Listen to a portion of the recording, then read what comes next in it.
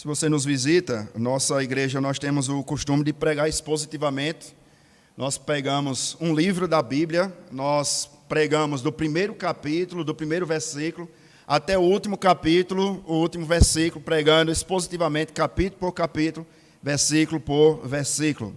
Nós temos feito isso no domingo à noite, nós temos exposto a 1 Pedro, nós estamos já partindo para a conclusão dessa pequena carta. No domingo de manhã nós temos pregado o livro de Josué, nós vimos hoje Josué capítulo 10, e a terça-feira à noite nós temos também estudado a primeira carta do apóstolo João, dessa mesma forma sequenciada, pregando expositivamente, assim como faziam os reformadores no século XVI.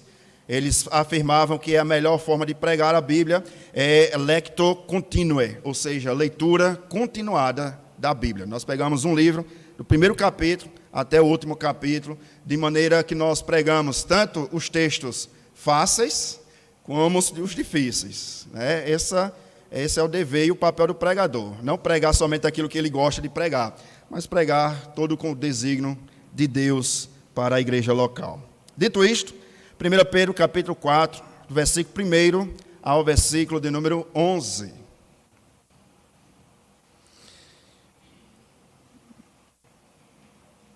Primeira Pedro capítulo 4, verso 1 ao versículo de número 11, nos diz assim a palavra do Senhor. Ora, tendo Cristo sofrido na carne, armai-vos também vós do mesmo pensamento, pois aquele que sofreu na carne deixou o pecado, para que no tempo que vos resta na carne, já não vivais de acordo com as paixões dos homens, mas segundo a vontade de Deus. Porque basta o tempo decorrido para terdes executado a vontade dos gentios, tendo andado em dissoluções, concupiscências, borracheiras, orgias, bebedices e em detestáveis idolatrias. Por isso, versículo 4, difamando-vos, estranham que não concordais com eles ao mesmo excesso de devassidão, os quais hão de prestar contas àquele que é competente para julgar vivos e mortos. Pois para este fim foi o evangelho pregado também a mortos, para que, mesmo julgados na carne, segundo os homens, vivam no espírito, segundo Deus. Versículo 7. Ora, o fim de todas as coisas está próximo. Sede, portanto, criteriosos e sóbrios a bem das vossas orações. Acima de tudo, porém, tende amor intenso uns para com os outros, porque o amor cobre multidão de pecados. Versículo 9, sede mutuamente hospitaleiros, sem murmuração, servi uns aos outros, cada um conforme o dom que recebeu, como bons despenseiros da multiforme graça de Deus. Se alguém fala, fale de acordo com os oráculos de Deus. Se alguém serve, faça-o na força que Deus supre, para que em todas as coisas seja Deus glorificado por meio de Jesus Cristo, a quem pertence a glória e o domínio pelos séculos dos séculos. Amém. Vamos orar uma vez mais. Feche os olhos, curve sua cabeça por um instante.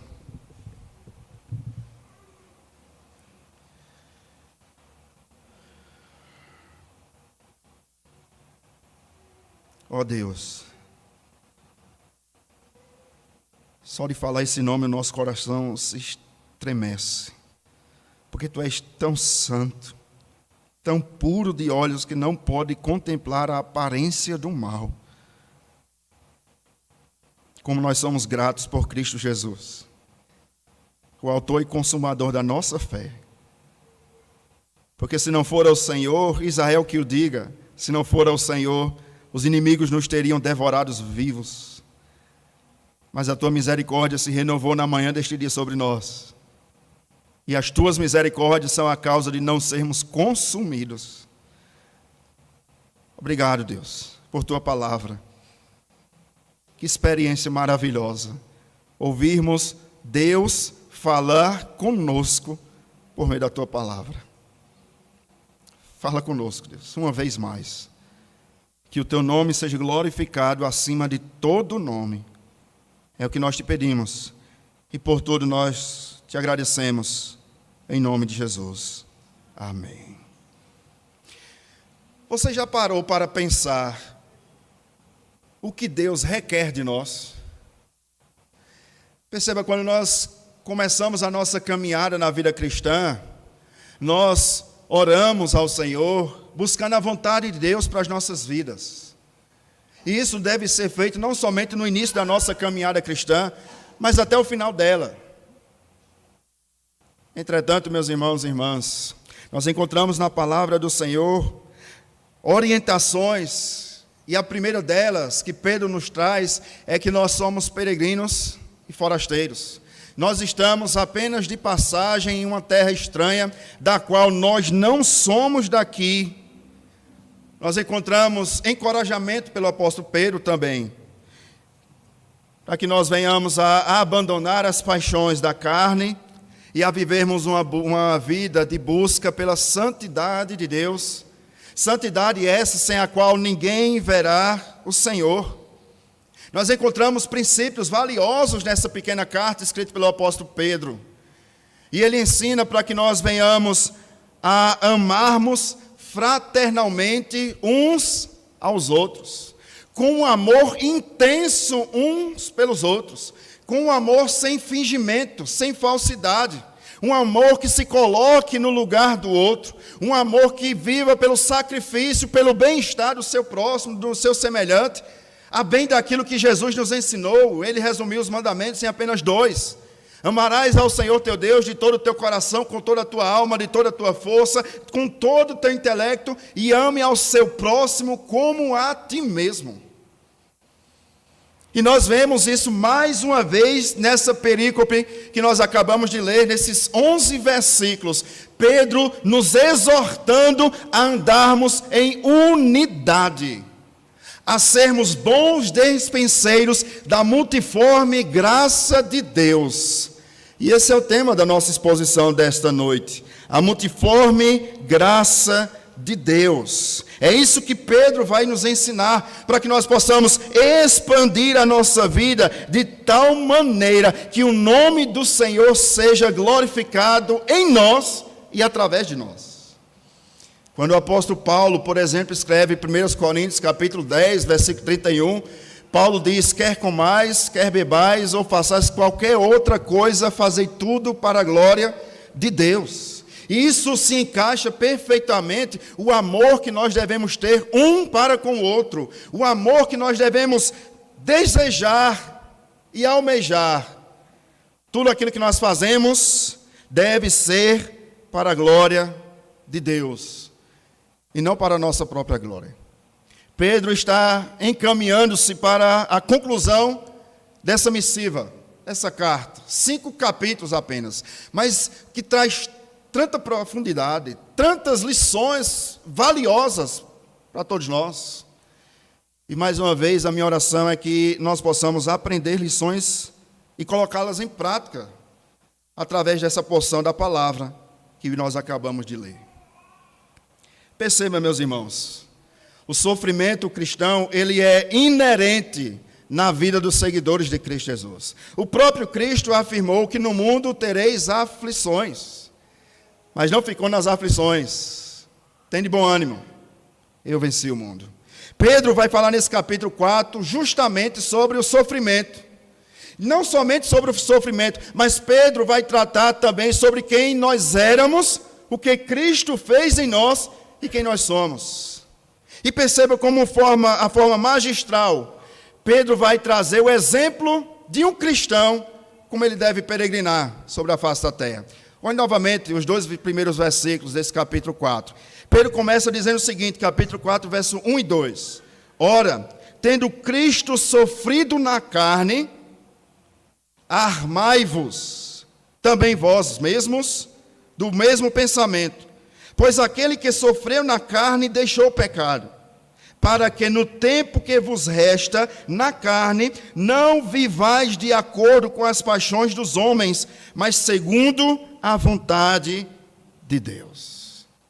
Pedro traz uma exortação clara aqui, e o exemplo máximo que Pedro usa é Cristo. Ele vai olhar para a cruz e vai dizer: assim como Cristo sofreu na carne para perdoar os nossos pecados, nós devemos, ainda que por um pouco de tempo, padecer na carne. Como assim, Pedro? Abandonando as paixões mundanas, porque elas não trazem, meus irmãos, ou elas trazem alegria ao nosso coração, mas nós devemos desapegar dessas paixões, porque justamente são essas paixões que não glorificam o nome do Senhor. O que Pedro está dizendo é o seguinte: vocês agora são uma nova criatura, então andem em novidade de vida. Vocês já não são mais quem eram antes. Todas aquelas paixões, todos aqueles desejos, tudo aquilo que vocês faziam, pensavam, maquinavam lá no passado, ficou para trás. Em Cristo Jesus, vocês são nova criatura. Então andem em santidade de vida. Nessa peregrinação, meus irmãos, haverá, presta atenção, atalhos, para que nós venhamos a nos desviar do caminho certo. E aqui eu queria lembrar de um livro que alguns vão dizer que é o segundo livro mais vendido de todo o mundo, só perde para a Bíblia. O Peregrino, John Bunyan. Na caminhada do peregrino, daquele homem chamado cristão, rumo à Canaã celestial, houve atalhos para desviá-lo do caminho. Assim também conosco, em nossa jornada até a Canaã celestial, haverá atalhos, e nós precisamos estar alerta e atento para não tomar esses atalhos que não glorificam ao nome do Senhor. É interessante que nós talvez sabemos de cor e salteado Romanos capítulo 8, versículo 28, né? Sabemos que todas as coisas cooperam para daqueles que amam, daqueles que são chamados segundo o seu propósito. E aí nós interpretamos de maneira errada, porque nós interpretamos, sabemos que todas as coisas boas cooperam para o bem. Mas não é isso que Paulo está ensinando, não é isso que Pedro está ensinando. Sabemos que tanto coisas boas, quanto coisas ruins cooperam para o nosso bem. E nós precisamos aprender essa lição, meus irmãos. O sofrimento do cristão deve apontar para a glória de Cristo, e isso também requer de nós uma vida de santidade. Perceba a analogia que Pedro faz. Cristo sofreu na carne. Aí diz o seguinte: armai-vos, também vós, com o mesmo pensamento. Que pensamento? Ele mesmo sendo Deus, não tomou por usurpação o seu igual a Deus. Antes esvaziou, e aqui está. Ele esvaziou de si mesmo. Ele não deixou de ser Deus. Ele deixou a glória que recebia nos céus para se tornar um de nós. Se humilhou até a morte, e morte de cruz. O que nós devemos ter em nós? Nós devemos também nos humilharmos diante da potente mão de Deus. O que isso quer dizer, meu irmão, minha irmã? O seu sofrimento, o meu sofrimento, ele deve convergir para a glória de Deus. Nós somos inclinados a dar glória a Deus quando as coisas estão bem. Mas o nosso desafio, e é isso que Pedro nos ensina, o nosso desafio é continuar a dar glória a Deus quando as coisas não saem como nós planejamos. Quando as coisas fogem do nosso controle, nós precisamos aprender essa lição. Dar glória a Deus. Quando tudo vai bem, é muito fácil. O desafio e o chamado é continuarmos dando glória a Deus quando as coisas fogem do nosso controle.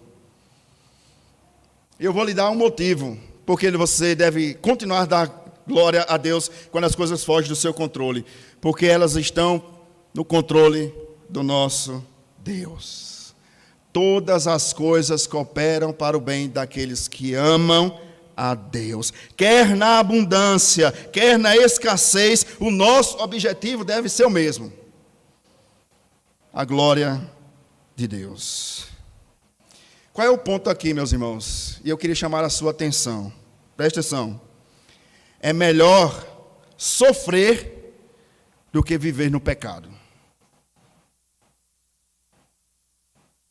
O exemplo é Cristo. E o que nós extraímos da primeira lição desses 2 versículos é esse: é melhor sofrer do que viver no pecado. Pedro nos exorta a não vivermos de acordo com as paixões dos homens, a não sermos inclinados com as coisas da carne, a não darmos vazão à carne, aos desejos da carne. Mas a nossa luta constante é contra a nossa carne, é contra o diabo e é contra o mundo. E nós precisamos estar firmes, alicerçados em Cristo Jesus, para não tomarmos atalhos. Deixe-me trazer uma aplicação prática para as nossas vidas. Ao invés de murmurarmos, nós devemos orar ao Senhor. Ao invés de reclamarmos aquilo que acontece em nossa volta, ao invés de colocarmos os nossos olhos, o nosso alvo, o nosso foco nas circunstâncias que nos rodeiam, nós devemos olhar para o Senhor. Porque se nós olharmos para as circunstâncias, nós não iremos fazer nada. Por isso que o Salmo 121, e eu amo esse salmo, o salmista diz: eleva os meus olhos para os montes, de onde virá o socorro? Se nós ficarmos olhando somente para os montes, nós vamos passar nossa trajetória de peregrinação perguntando: de onde me virá o socorro? De onde me virá o socorro? Quem poderá nos socorrer? Mas no versículo 2 do Salmo 121, o salmista diz: o meu socorro. Perceba a certeza, a convicção, mesmo enfrentando dias difíceis, o meu socorro vem do Senhor, que fez o céu e a terra. Em meio à sua aflição, se apegue a Cristo, porque Ele é o exemplo máximo. Ele sofreu na carne por nós. E nós, quando sofrermos na carne, com os nossos desejos, o que vamos fazer? Devemos viver segundo a vontade de Deus. O que Deus requer de nós? Em primeiro lugar, um coração grato. Você é grato?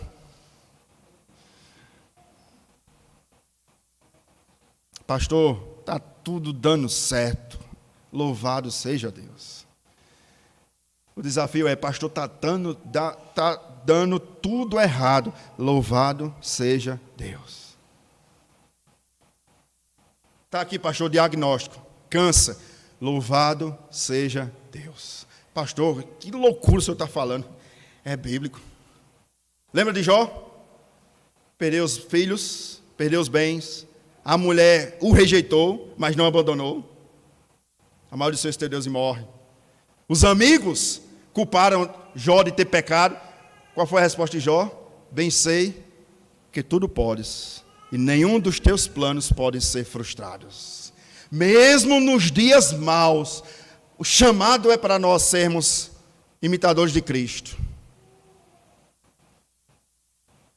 E vivermos uma vida que glorifique ao nome do Senhor.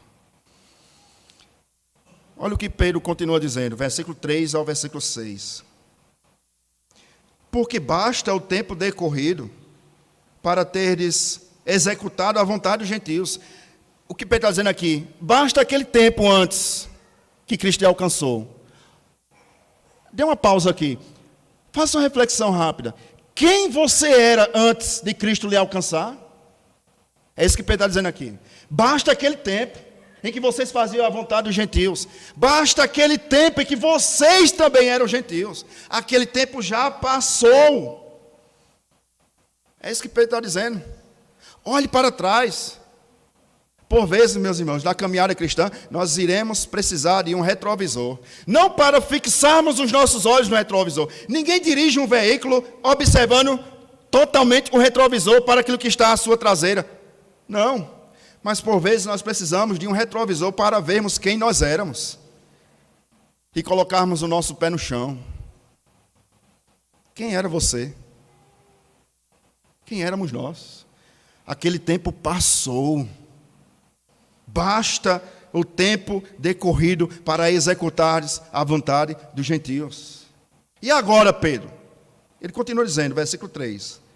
Tendo andado, olha como éramos antes, andado em dissoluções, concupiscências, essa palavra no grego, concupiscências, é a mesma palavra para desejos carnais.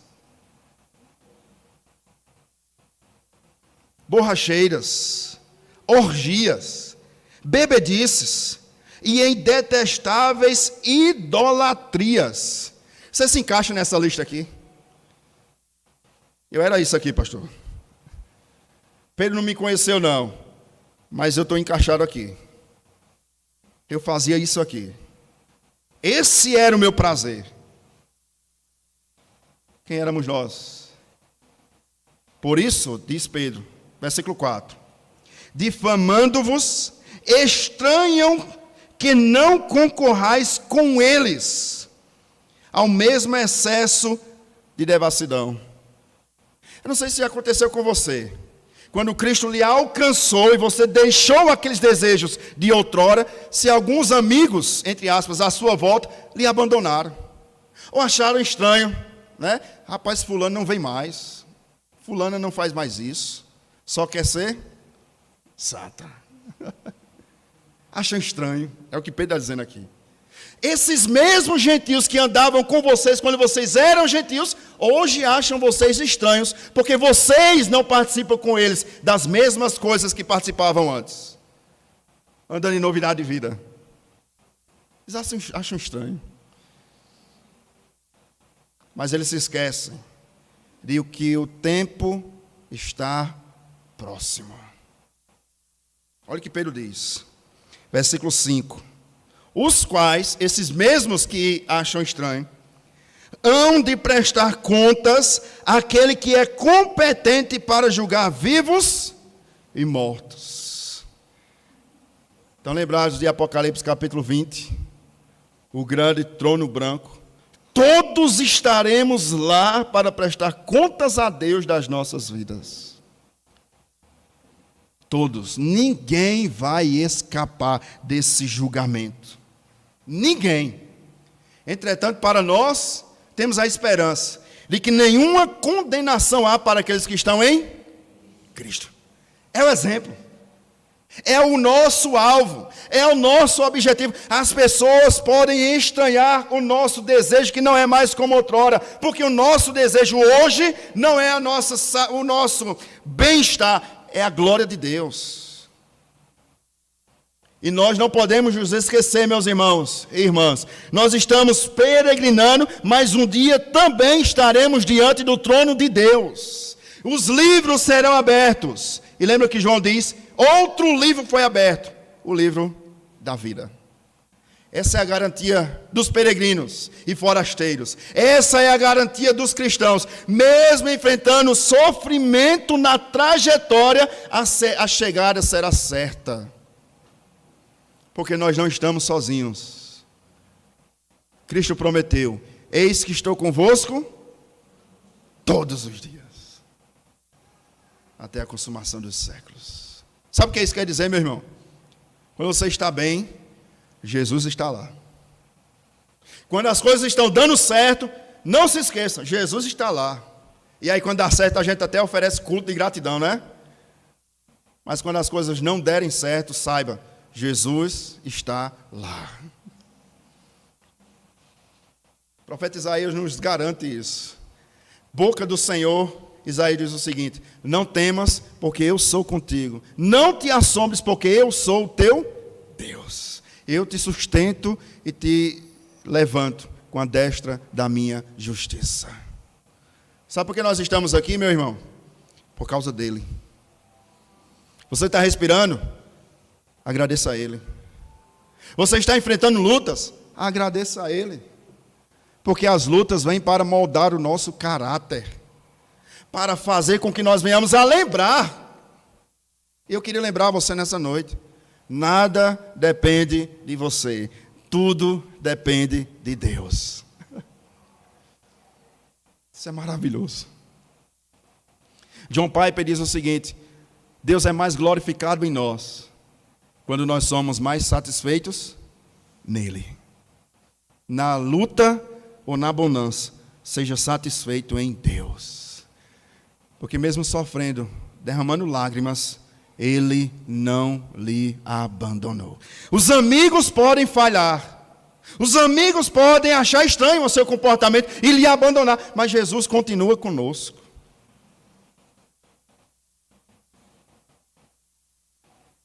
Olha o que ele diz, versículo 6. Pois para este fim foi o evangelho pregado também a mortos, para que mesmo julgados na carne segundo os homens, vivam no Espírito segundo Deus. Isso aqui é magistral, porque isso daqui tira qualquer responsabilidade de salvação dos ombros do pregador. O evangelho, Paulo diz escrevendo a carta aos Coríntios, o evangelho pregado, ele é cheiro de morte para a morte, mas é cheiro de vida para a vida. O evangelho ele é pregado diante de uma multidão como essa que aqui se encontra nessa noite. Alguns vão ouvir o evangelho e vão se arrepender dos seus pecados. Outros vão ouvir o evangelho e vão dizer, hoje não, talvez outro dia, depois eu vou, depois. E o depois será no trono. Tarde demais. É por isso que Pedro está dizendo, foi para esse fim, que fim? O grande tribunal de Deus, que esse evangelho foi pregado.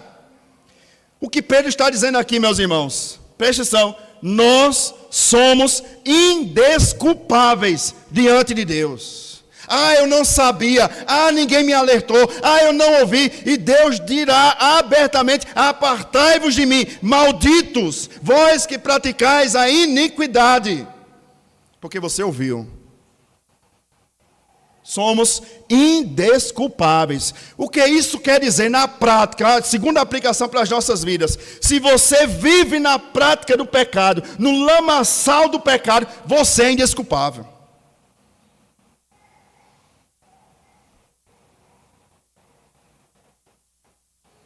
Nós somos indesculpáveis. Se você mente hoje, diz que se arrependeu hoje, e amanhã mente de novo, diz que se arrependeu amanhã, depois de amanhã mente de novo, você é indesculpável. Foi para esse fim que o evangelho foi pregado.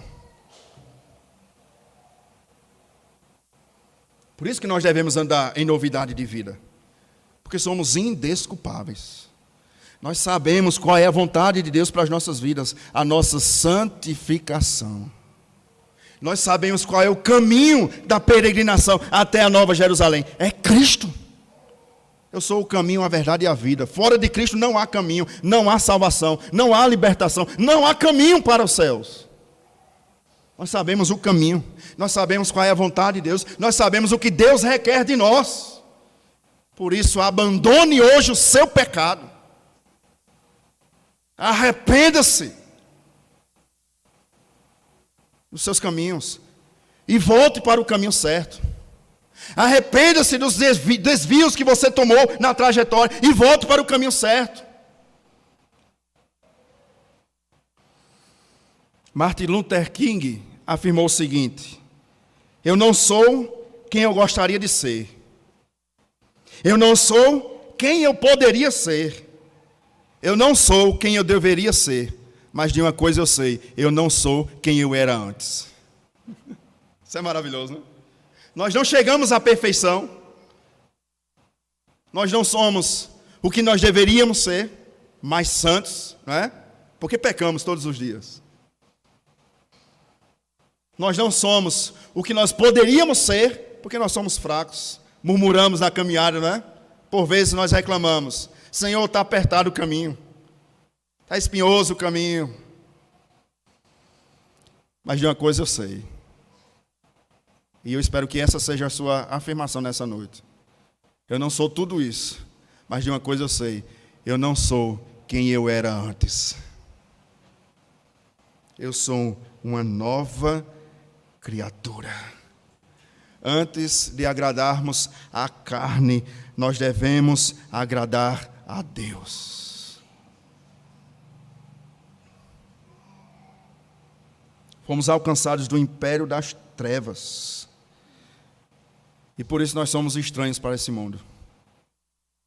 Lá vai o crente. Né? Lá vai a lei dos crentes. Somos estranhos para esse mundo. Por isso que nós não podemos, irmãos, nos amoldar às coisas desse mundo. Somos santos, separados. Nós não podemos ter a mesma linguagem do mundo, o mesmo linguajar. Nós não podemos ter o mesmo pensamento do mundo. Nós não podemos ter os mesmos desejos do mundo. E acima disso, nós não podemos apoiar as coisas do mundo. Pastor, eu não me misturo, mas eu também não falo nada. Você está apoiando. Você sabia que o silêncio é pecado, chamado na Bíblia de omissão? Tiago, quando escreve a sua carta, diz que aquele que sabe fazer o bem e não faz, peca.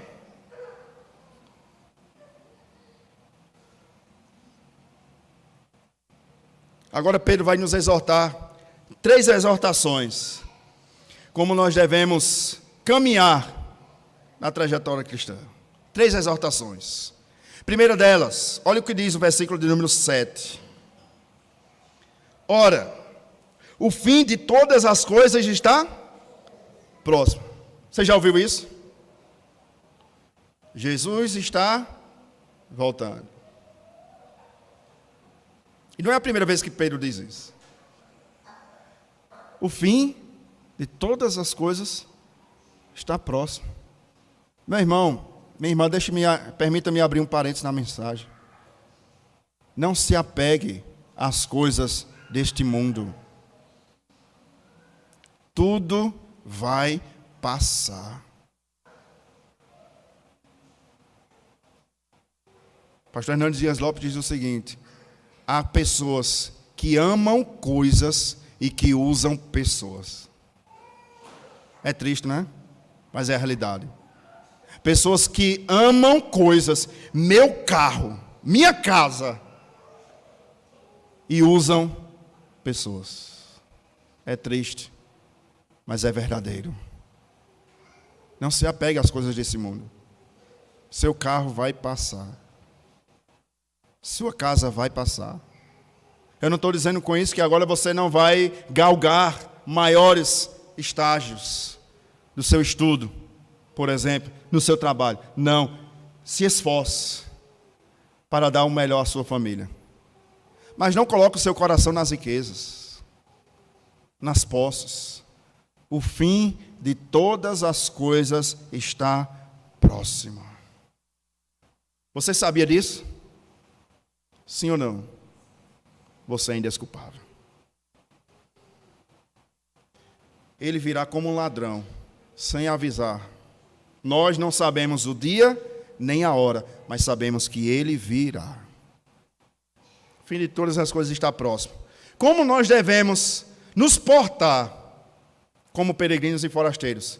Primeira exortação de Pedro, versículo 7. O fim de todas as coisas está próximo. Portanto, olha a prática agora. Sede, portanto, criteriosos e sóbrios a bem das vossas orações. Primeira exortação de Pedro. Como anda a sua vida de oração? Essa é a primeira exortação. Perceba, 1 Tessalonicenses, capítulo 5, versículo 17, Paulo diz o seguinte, 3 palavrinhas. Orai sem cessar. Você acha que Paulo disse essas 3 palavrinhas em vão? Você acha que Paulo estava num gabinete pastoral com ar-condicionado, sem ter o que fazer, e disse, eu vou escrever uma carta aqui para a igreja de Tessalônica e vou dizer, orai sem cessar, mas quando tiver tempo, quando der, vocês orem.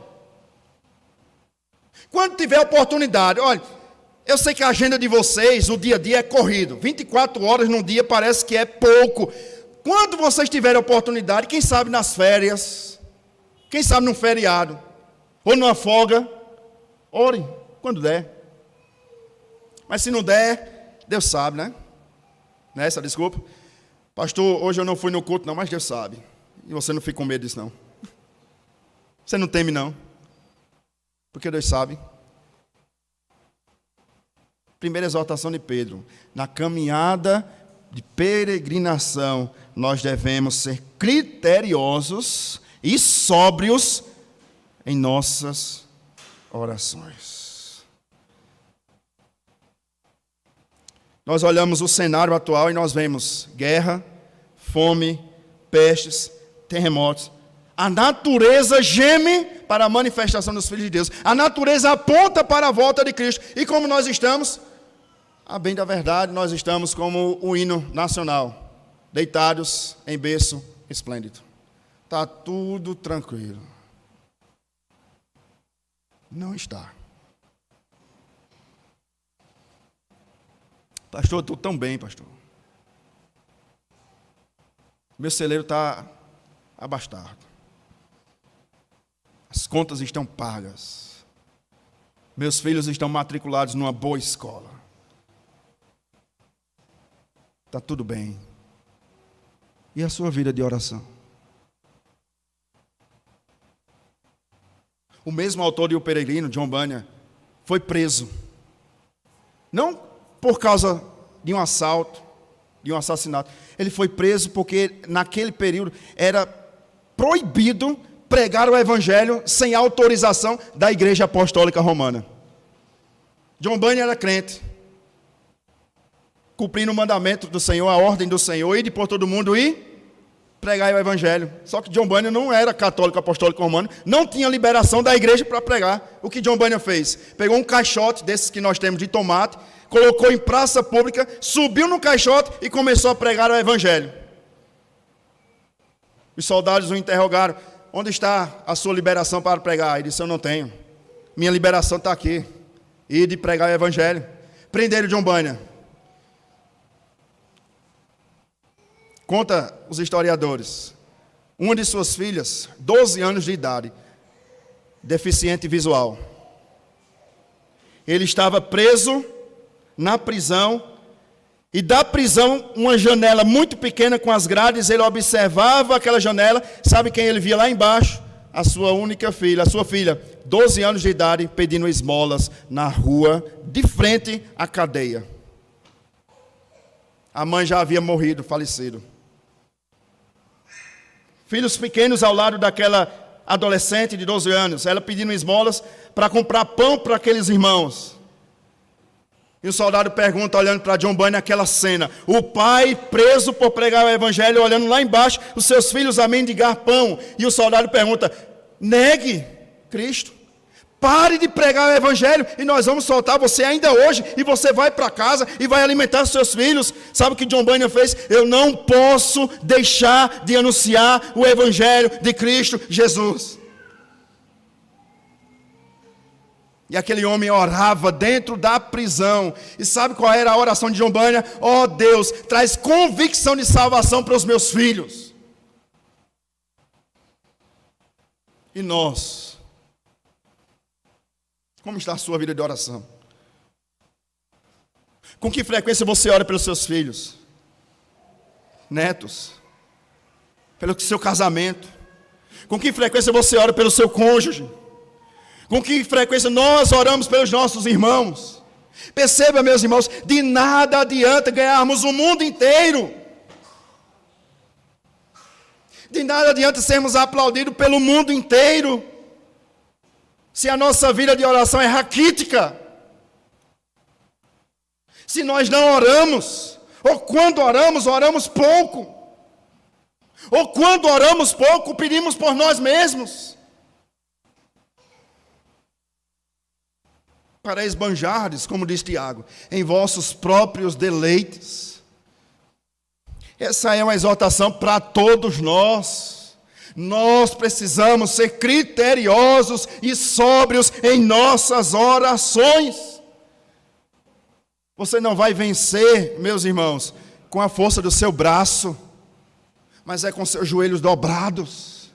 Nós ouvimos hoje pela manhã em Josué capítulo 10, o Senhor peleja por nós.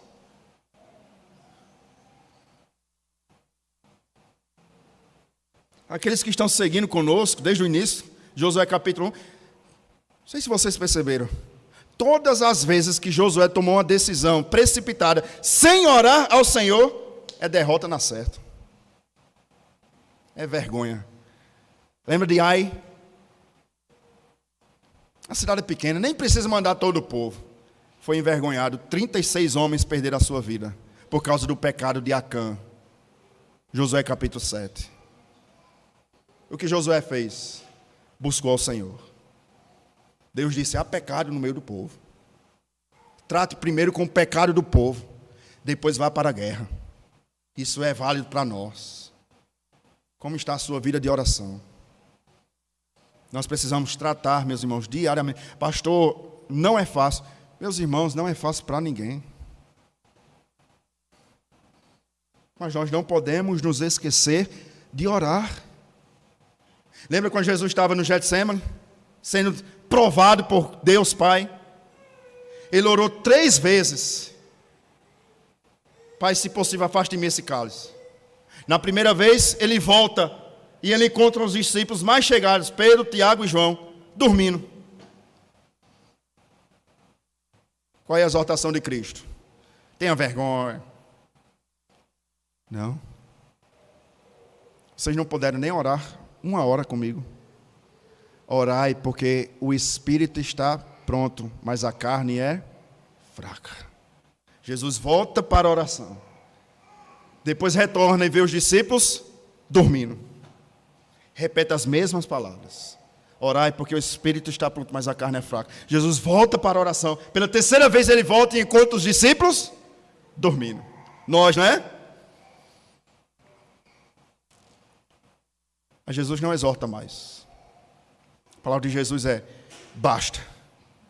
O Filho do Homem será entregue às autoridades. Nós precisamos orar, meus irmãos. Se você pudesse contemplar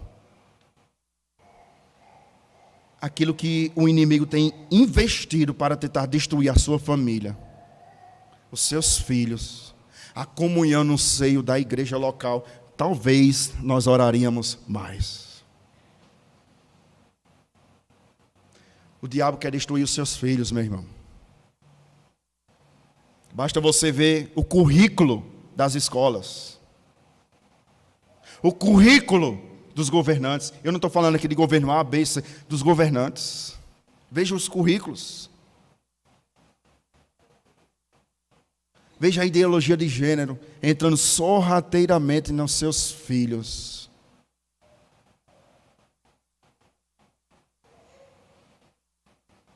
Em primeiro lugar, orem. Sejam criteriosos e sóbrios. Sabe o que isso quer dizer? Cuidado com o que você pede. Seja criterioso. Em segundo lugar, seja sóbrio. Tenha ciência do que você está pedindo. Sobriedade é ao contrário de embriaguez. E Pedro nos exorta, orem, mas sejam criteriosos e sóbrios nas vossas orações. Segunda exortação de Pedro, versículo 8 ao versículo 10. Acima de tudo, porém, tende amor intenso uns para com os outros. Guarde isso. Porque o amor cobre multidão de pecados. Sede mutuamente, versículo 9, mutuamente hospitaleiros, sem murmuração. Versículo 10, servir uns aos, cada um conforme o dom que recebeu, como bons despenseiros da multiforme graça de Deus. Primeira exortação, oração. Segunda exortação, comunhão. Acima de tudo, porém, amem uns aos outros. Parece batida de tecla repetida, né?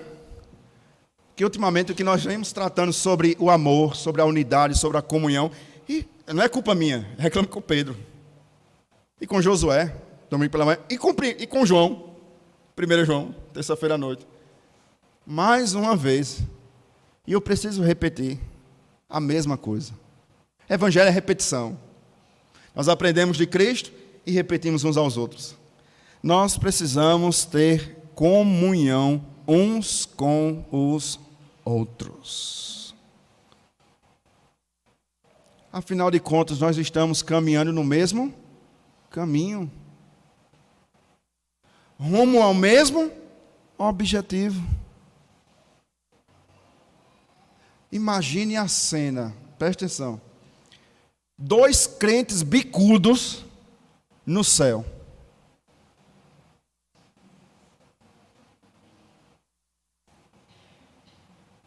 Meu irmão, pare com isso. Vá amar seu irmão. Deixe disso. É exortação bíblica. Acima de tudo, porém, tendes amor intenso. Sabe o que significa a palavra no grego? Intenso. É você não somente se colocar no lugar do outro, mas é você querer ver o bem do outro. Como um pai quer ver o bem dos seus filhos. Que coisa linda. O seio da igreja deve ser uma família. E aí nós vemos nas redes sociais, né? Família fulano e tal, se referindo a igrejas. É a família, a igreja tal. Não é só no nome, é na prática. De tal maneira, presta atenção, que o que eu quero para a minha filha, eu devo também desejar para a filha do irmão. É esse o amor intenso. O bem que eu quero para a minha casa, eu quero e desejo para a casa do irmão. É isso que Pedro nos ensina. Por isso que ele diz o seguinte: seja mutuamente hospitaleiro. Abra não somente a sua casa, mas abra o seu coração. Seja alguém de confiança, é o que Pedro nos ensina. Aí diz o seguinte: sem murmuração. Sabe por que sem murmuração? Porque há pessoas no nosso meio que pensam diferente de você. Conversar com quem tem a mesma conversa que você é fácil. Com quem pensa igualzinho a você, você caminha 2 milhas, até 3, se for preciso. Não é? Mas o desafio é: caminhe 1 milha, 2, 3, com aqueles que são difíceis. É isso que Paulo, escrevendo na carta aos Efésios, capítulo 4, a partir do verso 1, diz o seguinte: suportai-vos uns aos outros em? É fácil? É não, pastor. E nem murmure. Nem reclame.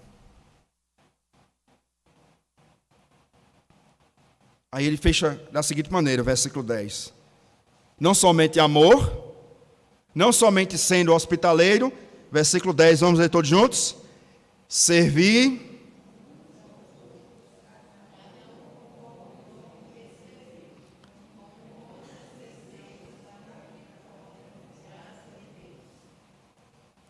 Em primeiro lugar, ame. Quem ama, cuida. Não é? Nós já vimos isso nas exposições anteriores. Quem ama, perdoa. É difícil, pastor. Mas você não ama? Perdoe. E não somente amar, ser hospitaleiro. Em terceiro lugar, serviço. Sirva uns aos outros. Sabe que palavrinha é essa no grego para servir? Não é doulos, que é escravo, não é. É a palavra grega diácono.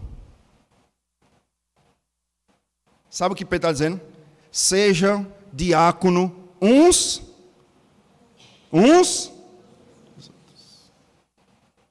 Aí você vê no domingo à noite os diáconos, bonitão, né? Aqui na frente.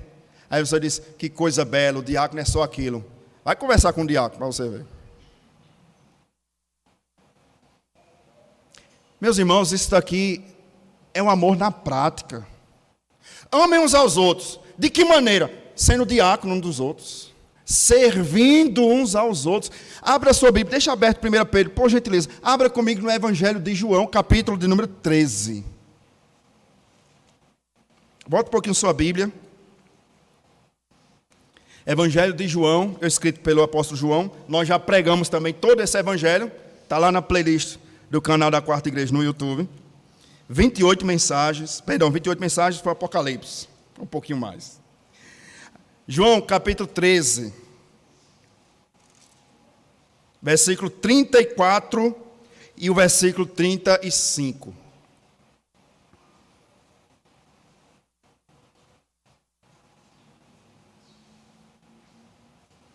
Evangelho escrito pelo apóstolo João, capítulo 13, versículo 34 e o versículo 35.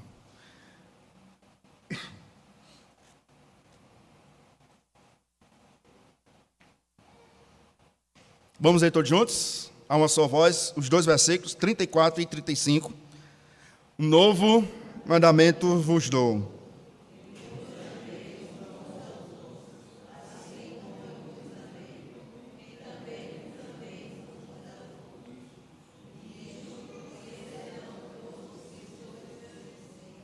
Se tiverdes... Nossa, ali é uma igreja de Cristo. Olha o templo, olha o tamanho do templo. É isso que Cristo está dizendo? Nossa, ali é a igreja de Cristo. Olha o ar-condicionado. Olha o clima. Como o mundo saberá que nós somos seguidores de Cristo? Amando uns aos outros. Não é pelo tamanho da sua Bíblia, nem pelo paletó, é pelo amor na prática.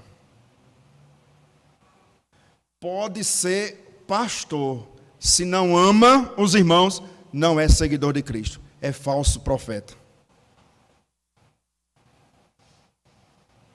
Os irmãos estão compreendendo? A nossa trajetória, meus irmãos, é cheia de desafios e um deles é o amor mútuo. É amar as pessoas difíceis, que pensam diferente do nosso pensamento. Esse é o nosso chamado. Por quê? Porque Cristo amou você. E você acha que você é uma pessoa fácil de se dar? Você também é complicado, não é? E Ele amou você. E eu sou complicado. E Ele me amou. Qual é o chamado? Ame uns aos outros. E todos verão que vocês são meus discípulos. Esse é o nosso desafio, meus irmãos. É cultivarmos a comunhão. Sermos diáconos uns dos outros. Serviço. O próprio Cristo diz o seguinte, nós não temos tempo, mas o próprio Cristo diz o seguinte, eu não vim para ser servido. O nosso exemplo, lembra que Pedro começa capítulo 4, 1 Pedro, Cristo morreu na carne, sofreu na carne. E Cristo diz o seguinte, eu não vim ao mundo para ser servido. O próprio Deus que criou todas as coisas, Ele disse, eu não vim para ser servido, mas para... Aí você quer ser servido. Eu não gostei disso, não gostei daquilo. Você não veio para ser servido também. Olha o que Pedro diz. Segundo o dom da multiforme graça de Deus foi derramado sobre vocês. Cada um de nós temos dons e talentos, não para sermos servidos, mas para servir.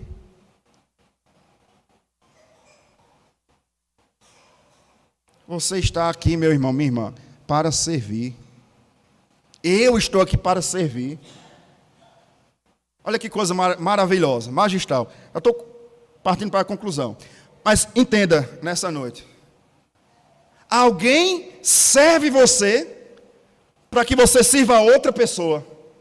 E outra pessoa serve a outra pessoa. E ao final de tudo o nome do Senhor é glorificado. Não é maravilhoso? Deixe-me dar um exemplo prático, vívido, dessa multiforme graça de Deus, desse serviço de diáconos que todos nós somos. Perceba, no culto de ceia, não é você que se serve na ceia. Alguém serve a ceia a você. Os diáconos preparam a ceia, a mesa. O ministro do evangelho chega e a mesa já está preparada. Não é ele que prepara, outra pessoa preparou. O que os presbíteros fazem? Os presbíteros recebem o pão e o vinho, os elementos da ceia, pelo ministro do evangelho. Eles são servidos. E o que eles fazem? Eles servem a todos. Não é maravilhoso isso? Serviço mútuo, de mãos dadas, um servindo ao outro. E o nome do Senhor é glorificado em tudo isso. E aí vem os irmãos da música. E aí vem os diáconos lá na porta. E aí vem a irmã que limpa a igreja. E aí vem o diácono que acende as lâmpadas, liga o ar-condicionado, e quando você chega está tudo preparado. E aí você se reúne com o seu irmão para servir a Deus. Isso é igreja. Eis a beleza da igreja. Um povo diferente, com diversos dons, que servem uns aos outros. E aí encerra o culto. Deixou de ser igreja? Pelo contrário. Agora é que vai na prática mesmo, aquilo que aprendeu na igreja. Durante a semana, você sabe que um irmão seu está passando necessidade. Qual é a sua atitude? Vamos servir. Vamos ajudar. Vamos auxiliar. Vamos colocar a mão no arado. Vamos juntos. E alguém está sofrendo alguma enfermidade e você fica sabendo o que você faz. Fulano, tu viu quem está aí? Tu viu quem está doente? Misericórdia. Só a graça, né? Vai pagar com a língua que falou. Não. Você soube quem está doente? O irmãozinho. Vamos juntar aqui, vamos orar por ele. Vamos ligar para ele, vamos mandar uma mensagem. Vamos lá, ver se ele está recebendo uma visita. Vamos dar um abraço nele. Serviço. Alguém está caído. O que você faz? Ó. Não. Vem cá, meu irmão. Vamos levantar. Vamos caminhar junto. É estender as mãos. Serviço. Amor na prática. Que o mundo possa ver na quarta igreja e nas demais igrejas genuinamente evangélicas. Amor, serviço na prática. Nisto conhecerão que sois meus discípulos, se amardes uns aos outros. Terceira exortação de Pedro. Volte para lá, 1 Pedro, gentileza, a gente conclui aqui. Chamar os irmãos da música para nos servir e juntos levemos ao Senhor. 1 Pedro capítulo 4, finalizando o versículo 11. Se alguém fale de acordo com os oráculos de Deus. Se alguém serve, lembra da palavra? Se alguém é diácono, faça com a força que Deus supre. Há momentos que nós estamos fracos, né? E a força que o Senhor supre.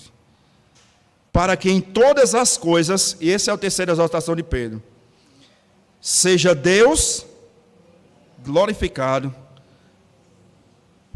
a quem pertence a glória e o domínio pelos séculos dos séculos.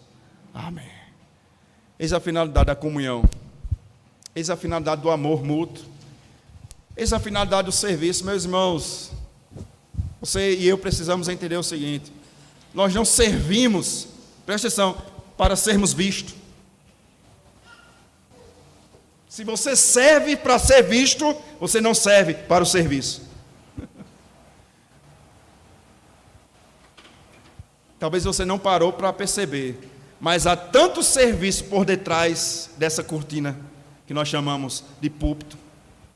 Nós só vemos à frente o dirigente, os irmãos da música, o pregador, mas há tanto serviço por trás de tudo isso aqui, para que tudo isso aqui ficasse da forma que está.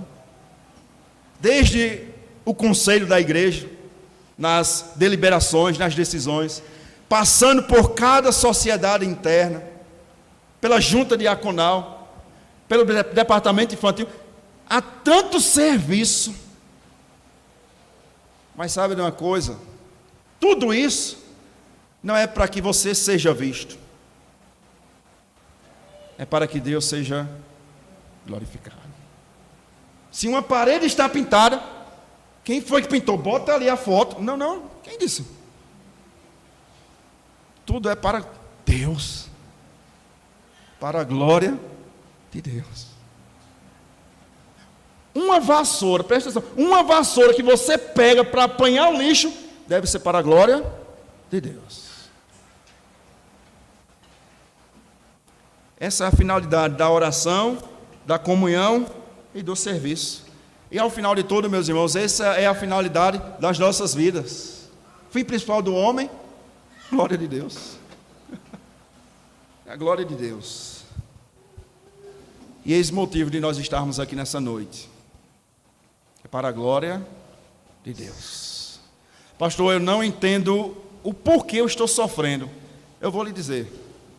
Ao final de tudo, Deus será glorificado. Lembra de Jó? Jó capítulo 42. Antes eu te conhecia apenas de ouvir falar, mas hoje quando? Hoje, que eu perdi tudo que eu perdi. Depois que eu aprendi a lição que aprendi. Hoje os meus olhos te veem.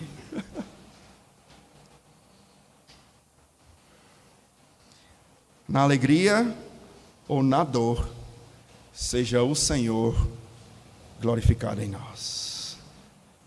Você percebeu que do começo ao fim, tudo gira em torno do Senhor.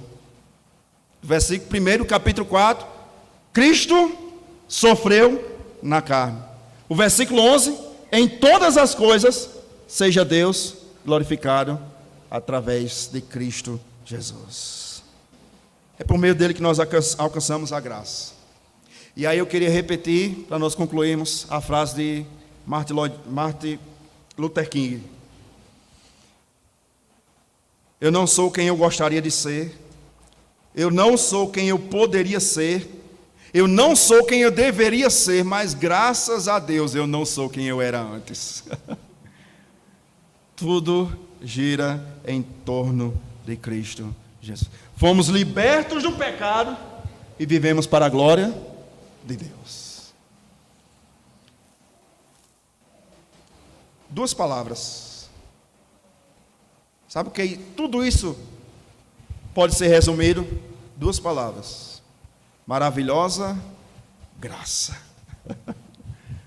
Maravilhosa graça. Vamos ficar de pé, vamos entoar esse cântico.